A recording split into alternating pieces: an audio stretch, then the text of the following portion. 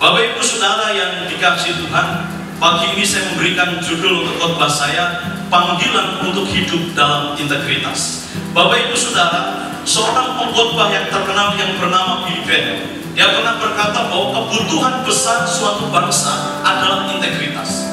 Jadi bangsa yang besar dia tidak membutuhkan yang lain. Ada orang yang berkata kalau APBD besar pasti bangsa ini akan makmur. Kalau uangnya banyak, fasilitasnya mewah, pasti akan maju. SDM-nya luar biasa, sumber daya alamnya luar biasa, melimpah, pasti akan maju. Tapi ternyata tidak, saudara. Tapi seorang Billy Graham dia berkata, satu kebutuhan yang sangat penting yang harus dimiliki oleh satu bangsa kalau dia ingin maju adalah integritas. Apa yang dimaksud dengan integritas, saudara? Integritas artinya, saudara, dan biasanya orang yang punya integritas ciri-cirinya adalah dia rendah hati, kemudian dia rela berkorban, dia punya keberanian, bahkan apa yang dia katakan itu sama dengan apa yang dia lakukan. Dia tidak ada topeng dalam hidupnya. Itu sebabnya lawan dari integritas adalah munafik. Tahu munafik? Bermuka dua, hidup dalam topeng-topeng dan tidak menampilkan wajah yang asli. Bapak Ibu Saudara, siapapun kita dipanggil, saudara, untuk hidup dalam integritas. Apa yang kita katakan harus sama dengan apa yang kita lakukan.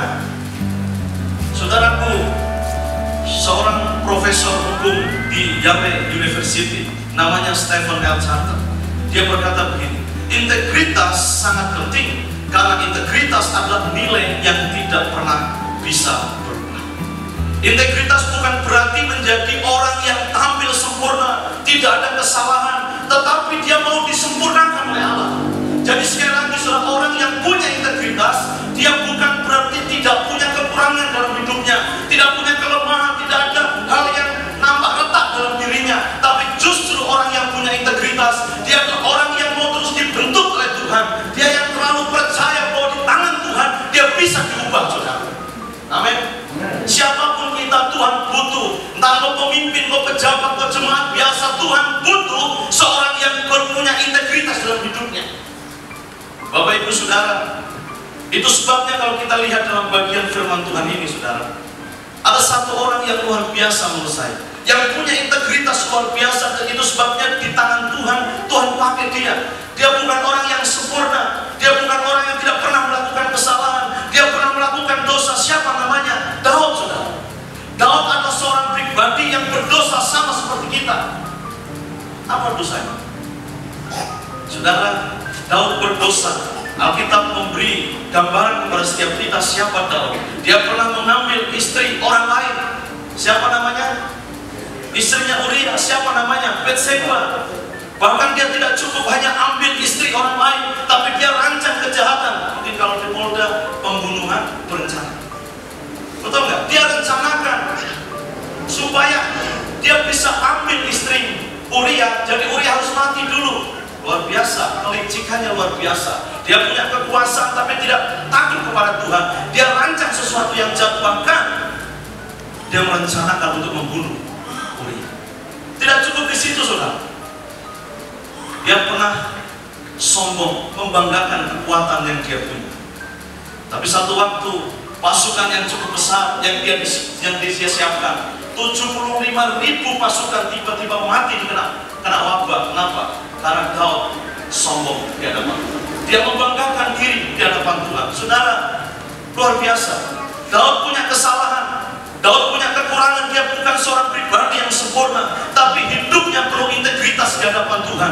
Dia mau terus-menerus dibentuk, dia mau terus-menerus disempurnakan oleh Tuhan. Apapun keadaannya, pemimpin yang sekalipun dikenal luas oleh masyarakat, punya pengaruh di mana-mana, punya jabatan tinggi, uang banyak, fasilitas mewah, tapi dia tetap mengasihi Tuhan, dia tetap mencintai keluarganya, dia tetap tahu siapa Tuhan dan gerejanya. Ini yang dibutuhkan hari-hari ini di Papua, saudara. Bukan hanya mengaku Kristen, tapi tidak punya integritas dalam hidup. Papua kaya, gereja-gereja Tuhan berdiri kanan kiri, tapi yang kita perlu hari ini adalah integritas. Orang yang berkata iya untuk yang benar, orang yang bisa berkata salah untuk hal yang salah. Bapak Ibu Saudara, bangsa yang dipimpin oleh orang yang tidak punya integritas, jahat di hadapan Tuhan, memberontak, akibatnya akan fatal. Bangsa yang dipimpin orang yang hatinya tidak mengasihi Tuhan akan mendatangkan celaka. Rumah tangga bahkan yang dipimpin suami yang tidak takut Tuhan, seumur hidupmu engkau akan hidup dalam bayang-bayang kekecewaan, akan ada pengkhianatan, betul tidak? Sudah cantik, sudah ganteng seumur hidup karena ingin mempertahankan pernikahan, menderita seumur hidup. Kenapa? Karena banyak laki-laki, banyak perempuan yang tidak punya integritas, tidak bisa menjaga hidupnya di hadapan Tuhan. Itu sebabnya kita mau belajar 3 hal secara singkat saudara hari ini. Bagaimana ciri orang Kristen yang punya integritas? Kita lihat dalam firman Tuhan saudara, dalam ayat pertama sampai ayat yang ke-7, khususnya dalam ayat 2, firman Tuhan berkata begini, ujilah aku ya Tuhan, dan cobalah aku, selidikilah batinku dan hatiku. Coba saudara perhatikan di situ, apa yang dikatakan oleh Daud kepada Tuhan. Dia minta bukan penasihatnya yang menasihati dia, bukan mengoreksi dia, tapi yang di situ dikatakan, Tuhan ujilah aku, selidikilah aku. Itu artinya apa? Dia tidak cukup hanya berkata, biarlah manusia yang memeriksa hidupku, tapi biarlah Tuhan yang memeriksa hidupku. Saudara, orang yang punya integritas, pertama dia akan mengizinkan Tuhan memeriksa hidupnya. Orang yang hidupnya punya integritas, dia terbuka di hadapan Tuhan. Tuhan silakan kau korek-korek saya, silakan Tuhan kau lihat saya, apakah saya tulus atau tidak lakukan segala sesuatu. Bapak ibu saudara, Daud berkata apa? Ujilah aku dan cobalah aku. Artinya apa? Daud mengizinkan Tuhan memeriksa seluruh keberadaan hidupnya. Tidak ada sesuatu yang tersembunyi di hadapan Tuhan. Dia terbuka di hadapan Tuhan. Silakan Tuhan kau periksa aku, silakan kau uji aku, silakan kau coba aku, karena aku adalah milikmu. Tidak ada sesuatu yang tertutup di hadapan Tuhan. Bapak ibu saudara, Daud bukan hanya mau diperiksa oleh manusia, tapi yang mau diperiksa oleh Allah. Dia tidak menciptakan image, menciptakan gambaran untuk dirinya sendiri, tapi dia melayani dengan tulus, dengan jujur, karena dia punya kasih kepada Tuhan. Saudara, ini penting. Orang yang punya integritas, dia akan izinkan Tuhan, silakan Tuhan periksa itu. Apakah aku kerja dengan jujur? Aku bekerja dengan ikhlas? Aku bekerja karena kasih, bukan dibuat-buat. Itu penting saudara. Ada seorang penulis bernama Max Lucado, dalam bukunya yang berjudul Just Like Jesus, dia katakan saudara bahwa kebanyakan orang ingin supaya menjadi seperti Yesus. Karena di Alkitab juga berkata, jadilah sama seperti Yesus. Betul tidak? Betul. Tapi Max Lucado dia katakan, kebanyakan orang ingin jadi seperti Yesus, berlomba-lomba ingin jadi seperti Yesus, dimanapun seperti ingin jadi seperti Yesus. Tapi dia lupa bagaimana seandainya Yesus mau jadi seperti kita. Dia balik seperti itu. Bagaimana kalau seandainya Yesus ingin menjadi seperti kita? Tangannya ada di tangan kita, hatinya ada di hati kita, pikirannya ada di pikiran kita, matanya ada di mata kita, pengorbanannya ada di pengorbanan kita, pekerjaannya dia menjadi pekerjaan kita. Kira-kira apa yang terjadi saudara? Bahkan dia katakan, seandainya Yesus jadi pemimpin di daerahnya, apa yang akan terjadi? Bapak ibu bisa bayangkan, seandainya Yesus sendiri yang ambil alih, saya tidak perlu gubernur, saya tidak perlu bupati, biar saya kendalikan, saya pimpin. Kira-kira apa yang akan terjadi? Apakah masih akan ada korupsi, tangkap-tangkap orang? Apakah masih ada kebencian, masih ada dendam, masih ada iri hati, masih ada pembunuhan, masih baku lempar kesalahan? Ada tidak? Saya yakin tidak ada. Kenapa? Ketika semua orang memandang kepada Yesus, dia mau dipulihkan oleh Yesus, dia mau melihat bahwa dirinya berdosa, dia butuh uluran tangan Tuhan, Tuhan akan pulihkan hidupnya. Amin.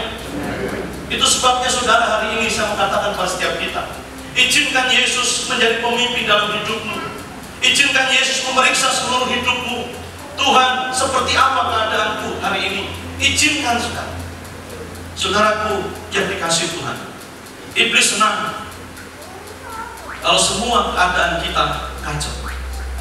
Iblis senang kalau satu dan yang lainnya saling bunuh, menebar permusuhan, saling merusak, bahkan tidak ada kedamaian. Iblis senang membuat setiap laki-laki Papua, setiap perempuan Papua kecewa, saling tersakiti, saudara.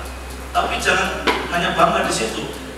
Iblis juga senang, bukan hanya sekedar pria-pria Papua, wanita-wanita Papua merasa kecewa dan tersakiti, tapi dia ingin membunuh. Karena tujuannya seperti itu. Iblis akan senang melihat banyak orang yang hancur hidupnya, yang terluka hatinya, dipenuhi dengan kecurigaan. Pemimpin satu dengan pemimpin yang lain tidak bisa duduk bersama-sama, curiga, tidak bisa saling percaya, benci, saling menyerang di media. Itu yang akan terjadi. Karena apa? Iblis senang seperti itu. Tapi saya mau katakan di tempat ini, Papua, bahkan gereja Tuhan butuh pemimpin yang punya integritas, saudara. Pemimpin yang bisa merendahkan dirinya di hadapan Tuhan untuk membangun bersama-sama. Meminta Tuhan, mari Tuhan bekerja dalam hidupku, periksa hidupku, karena aku adalah alat di tangan Tuhan. Tanpa Tuhan saya akan gagal. Amin. Saudara, ini yang Tuhan butuhkan, saudara. Itu sebabnya mari setiap kita berdoa, Tuhan pakai hidup saya, periksa hidup saya, evaluasi hidup saya. Apa yang saya lakukan, perjalanan hidup saya ini sudah berkenan di hadapan-Mu atau belum? Orang yang punya integritas, dia mengizinkan Tuhan, periksa hidupku Tuhan. Biarlah penilaian Tuhan itu yang terpenting yang saya kejar dalam hidup.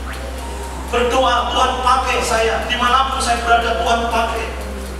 Kalau seandainya Tuhan tidak berkenan memakai saudara, saudara juga harus terbuka di hadapan Tuhan dan berdoa, Tuhan, kalau Engkau tidak bisa pakai saya karena banyak hal yang saya belum mau bereskan, biarlah Tuhan juga pakai orang di sekitar saya. Amin. Berarti tidak? Kebanyakan kita ngotot sama Tuhan.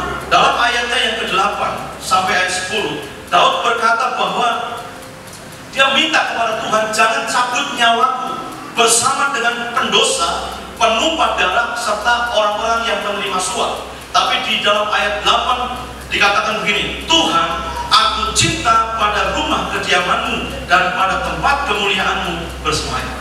Perhatikan, Daud memposisikan kata Tuhan itu di awal, saudara. Kata Tuhan di situ dari kata Yahweh, artinya pencipta yang besar, yang menjadikan dari yang tidak ada menjadi ada, yang tidak mungkin menjadi mungkin. Dan itu yang diakui oleh Daud. Itu sebabnya Daud berkata apa? Jangan engkau cabut nyawaku, jangan engkau bunuh aku bersama-sama dengan orang-orang yang berdosa, melakukan kejahatan, menerima suap. Tapi Tuhan, aku mau cinta pada rumah kediaman-Mu. Artinya apa? Dia menaruh kepercayaannya kepada Tuhan, bahwa dia yakin bahwa Tuhan tidak akan mencabut nyawanya. Tuhan akan menolong dia, Tuhan akan memimpin dia, karena dia membangun satu komitmen dalam dirinya. Aku cinta pada rumah kediaman. Saudara, ini yang luar biasa. Dia menaruh kepercayaannya sepenuhnya kepada Tuhan. Dia menetapkan hatinya untuk terus percaya bahwa Tuhan pasti akan bertindak. Bapak Ibu, saudara yang dikasihi Tuhan, ini penting, saudara. Tuhan harus menjadi prioritas dalam hidup kita. Tuhan harus menjadi yang terutama dalam hidup kita. Tidak boleh yang lain. Mungkin kita berkata tugas itu yang nomor satu, program itu nomor satu, aturan nomor satu. Tapi ingat saudara, banyak orang melakukan tugas tapi tidak punya hubungan dengan yang memberi tugas. Jangan saudara sibuk kerjakan semua hal tapi tidak punya waktu untuk Tuhan, tidak punya waktu bersama dengan Tuhan. Kalau seperti itu pasti tidak akan pernah percaya pada Tuhan. Ketika ada tantangan dalam hidupmu akan jatuh. Engkau tidak akan pernah merasa bahwa ada kekuatan yang menolong saudara, yang memampukan saudara. Kenapa? Hubunganmu dengan Tuhan bermasalah. Itu sebabnya saudara, hari ini kita belajar ciri orang yang punya integritas dalam hidup. Dia mengizinkan Tuhan memeriksa hidup. Tapi yang kedua, dia menetapkan kepercayaannya kepada Tuhan.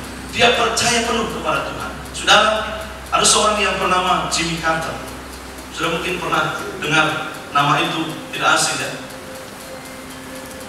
Dia berkata begini, dunia akan berubah, tetapi prinsip integritas tidak akan pernah berubah. Dia pernah menjadi presiden Amerika, tapi ia juga seorang pengajar sekolah minggu.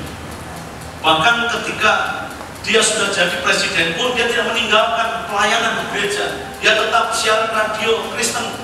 Dia memberi dorongan kepada orang lain.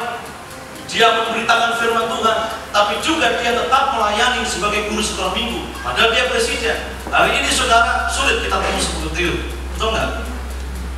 Sudah dapat posisi sedikit berupa pelayanan. Sapa pendetanya, gembalanya, jungkir balik, berdoa untuk dia, sudah tidak ada lagi. Ingat gereja, puji Tuhan. Injak gereja, puji Tuhan, 1 tahun sekali baru ingat.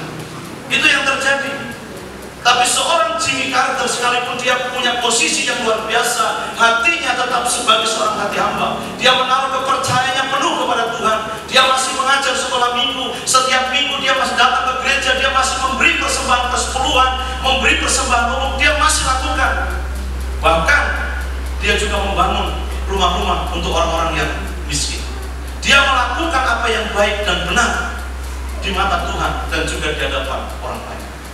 Saudara, hari ini terbalik. Banyak orang terlibat pelayanan, bicara rohani di sana sini, tapi pemerintahnya korup, kepemimpinannya rusak, hancur. Betul tidak? Karena perbedaan politik, saling menyerang satu dengan yang lain. Tidak ada kasih, tidak ada hati seorang hamba. Papua, gereja Tuhan butuh seorang pemimpin yang punya integritas, yang menaruh kepercayaan kepada Tuhan sepenuhnya, saudara. Ini penting, saudara. Tidak hanya bekerja, tidak hanya melayani. Karena kalau kita bicara di Papua, bekerja, melayani sudah terlalu banyak. Tapi apakah produktif atau tidak? Ada hasil atau tidak? Kalau kita mengandalkan Tuhan, saya percaya pasti akan ada hasil. Apa yang tidak terlihat oleh manusia, apa yang tidak terlihat karena mungkin pekerjaan itu kecil, orang tidak mau ambil, tapi dengar baik-baik, saudara. Kalau itu kita lakukan untuk Tuhan, karena kita percaya bahwa saya adalah anak Tuhan, saya adalah orang Kristen yang sudah percaya Yesus, saya ingin melakukan sesuatu karena saya mengasihi Tuhanku, karena saya percaya kepada Tuhanku. Tuhan yang lihat, amin. Manusia tidak lihat, tapi Tuhan akan lihat. Pekerjaan mungkin kecil, tidak dipandang orang banyak, tapi dengar, Tuhan memperhatikan. Tiba waktunya Tuhan akan mengangkat setiap kita. Amin.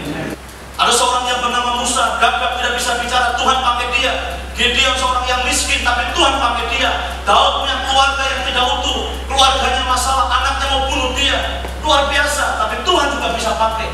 Sangat luar biasa. Rahab, seorang perempuan yang Alkitab katakan tidak bermoral karena dia pelacur, tapi Tuhan juga bisa pakai. Elia, seorang yang punya kecenderungan untuk mau mengakhiri hidupnya, mau bunuh diri, tapi Tuhan juga pakai. Yeremia, seorang nabi yang suka menangis, yang suka meratap, cengeng sudah, tapi Tuhan juga bisa pakai. Luar biasa. Naomi, seorang janda, tapi Tuhan juga bisa pakai. Petrus, orang yang ceplas-ceplos, suka marah, emosinya naik, pernah menyangkal Yesus, tapi Tuhan juga bisa pakai. Bahkan perempuan Samaria, pernikahannya juga pernah gagal, tapi Tuhan juga bisa pakai. Amin. Thomas, seorang yang pernah ragu. Timotius, seorang anak muda yang pemalu, tapi semuanya dipakai Tuhan karena dia mau menyerahkan hidupnya kepada Tuhan, saudara. Saya percaya siapapun kita, tugas tanggung jawab yang sudah kerjakan mungkin berat, tapi ketika kita menaruh kepercayaan kepada Tuhan, Tuhan pasti akan bertindak atas itu. Saudara, ini penting buat setiap kita. Tidak peduli ada tangan-tangan jahil di sekitar kita, jangan takut. Tuhan pasti akan mengangkat setiap kita. Tuhan pasti akan berdaulat menolong setiap kita, saudara. Yang ketiga, yang terakhir, Bapak Ibu, dikatakan begini, tetapi aku ini hidup dalam ketulusan, bebaskanlah aku dan kasihanilah aku, dan seterusnya. Bapak Ibu saudara, ciri orang Kristen, pemimpin atau umat Tuhan yang punya integritas, yang pertama tadi, dia mengizinkan Tuhan memeriksa hidupnya. Yang kedua, dia menaruh kepercayaannya kepada Tuhan. Yang ketiga, saudara, dia menghidupi ketulusan hati. Kalau saudara perhatikan dalam ayat 11, katakan, aku ini hidup dalam ketulusan. Artinya apa? Daud dia tidak munafik. Daud dia mengenal siapa dirinya di hadapan Tuhan. Itu sebabnya dia berkata, aku hidup dalam ketulusan. Seorang yang punya integritas, dia akan hidup dalam ketulusan. Saudara, apa yang dimaksud dengan ketulusan? Kata ketulusan berasal dari bahasa Ibrani betumi, akar katanya tom. Saudara, artinya kata itu dipakai, akar katanya artinya itu seperti orang datang kepada Tuhan, memberi persembahan, dan persembahan itu terbakar habis. Jadi itu artinya.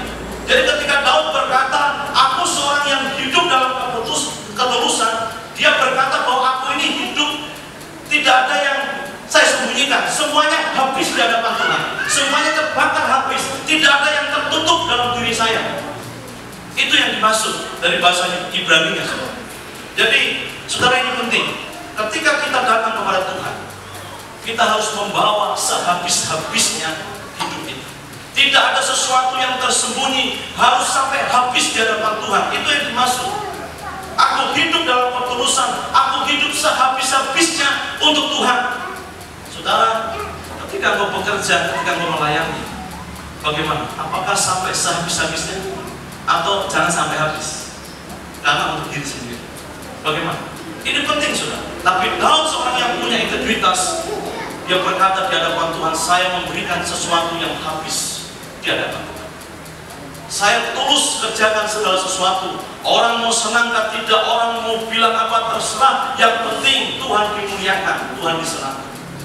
Saudara, ini hal yang sangat penting buat setiap kita, saudara.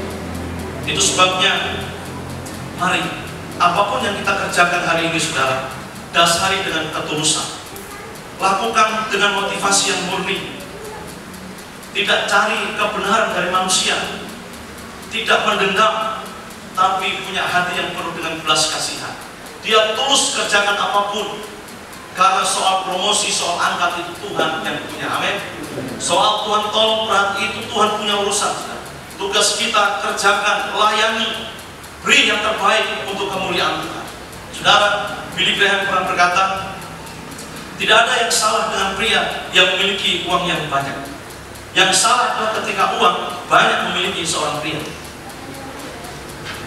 Tidak ada yang salah, pendeta punya uang banyak, tidak masalah. Pejabat punya uang yang banyak, tidak masalah. Laki-laki mau punya uang banyak, tidak masalah. Yang bermasalah adalah ketika uang memiliki pria, memiliki laki-laki, itu yang masalah. Ketika hati kita bukan menjadi hati seorang hamba, tapi hati yang diperhamba, itu yang bermasalah, saudara. Itu sebabnya kita belajar hari ini, saudara. Lakukan segala sesuatu, motivasi bukan untuk uang, bukan untuk jabatan, tapi untuk kemuliaan. Lakukan segala sesuatu kalau saudara mengasihi Tuhan, mengasihi semua orang. Ini penting supaya saudara tidak kecewa, supaya saudara tidak putus asa. Tapi ketika tiba waktunya Tuhan angkat saudara, Tuhan angkat. Karena sukses bagi orang percaya itu bukan kemungkinan. Sukses bagi orang percaya itu tinggal tunggu waktu saja. Amin.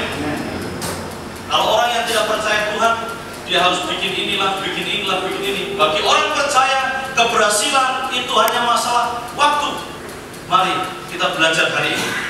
Hiduplah dalam panggilan untuk punya integritas. Orang yang punya integritas, dia mengizinkan Tuhan untuk memeriksa hidupnya. Dia menaruh kepercayaannya penuh kepada Tuhan, tapi dia juga menghidupi ketulusan. Dia hidup dalam ketulusan. Ini penting, saudara.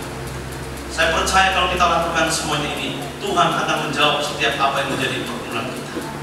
Saudara, satu ketika ada seorang anak SD. Dia sedang menghadapi ujian. Soalnya sebenarnya tidak terlalu sulit. Guru hanya kasih soal 1 tambah 1 sama dengan, semua orang harusnya tahu. Tapi anak ini jawab Yesus. 2 tambah 2 harusnya 4, tapi dia jawab Yesus. Kemudian guru kasih nilai 0. Kemudian dia pulang, saudara. Mamanya tanya, kenapa anak kamu nilainya 0? Mama kan sudah kasih tahu kamu, sudah ajar baik-baik. Coba lihat. Coba mama ajarin lagi. 1 tambah 1 berapa? Yesus. Salah. 1 tambah 1 berapa? 2. Kamu salah. Mama sudah ajar kamu. Memalukan sekali. Coba 2 tambah 2 berapa?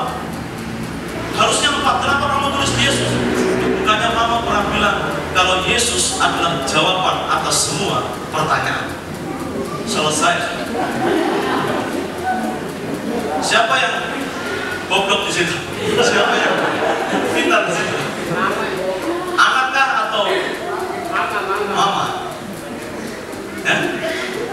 Bisa dua-duanya, bisa tidak dua-duanya. Bukankah kita selalu berkata Yesus jawaban atas semua pertanyaan, semua masalah kita? Tapi ketika kita aplikasikan itu di tempat yang salah, salah. Jadi saudara, saya percaya orang yang punya integritas, dia akan jadikan Tuhan itu sebagai satu-satunya jawaban atas hidup. Dia menaruh kepercayaan penuh kepada Tuhan. Biarlah Tuhan memberkati setiap kita. Mari kita berdoa. Hamba berhenti untuk menyampaikan kebenaran firman-Mu. Biarlah dengan kapasitas kami masing-masing, dengan pemahaman kami masing-masing, Roh Kudus bekerja sesuai dengan kebutuhan kami.